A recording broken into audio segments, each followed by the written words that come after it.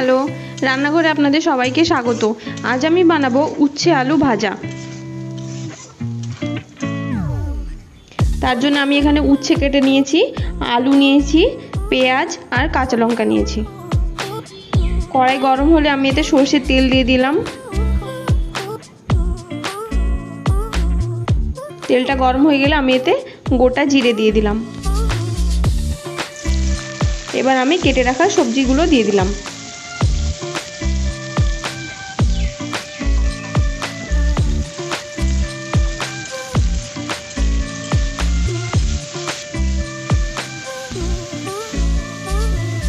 কেটে রাখা পেঁয়াজ আর কাঁচা লঙ্কাগুলো দিয়ে দিলাম।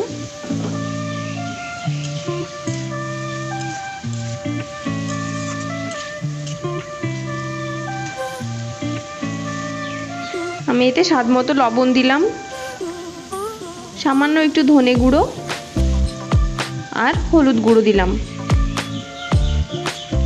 এই সব মশলাগুলো সবজির সঙ্গে ভালোভাবে নেড়ে নেব।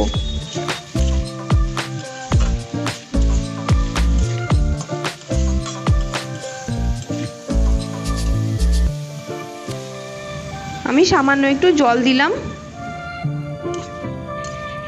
সবজির সঙ্গে জলটা ভালোভাবে নেড়ে নেব।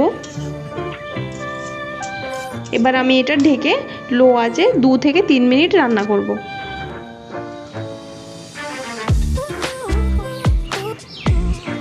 তিন মিনিট মতো হয়ে গেছে। সবজিটা প্রায় সেদ্ধ হয়ে গেছে। আমি এবার এটা খোলা অবস্থাতে ভেজে নেব।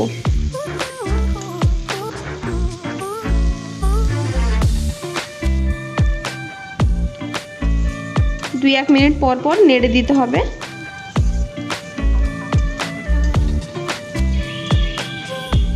এইভাবে নেড়ে নেড়ে আমি এটাকে বিছিয়ে দেব।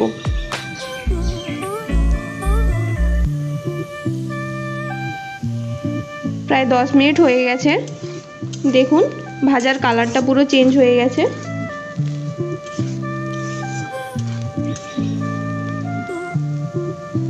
এবার আমি গ্যাসটা বন্ধ করে দেব আর এটাকে অন্য একটা পাত্রে তুলে নেব। দেখুন তৈরি হয়ে গেছে উচ্ছে আলু ভাজা।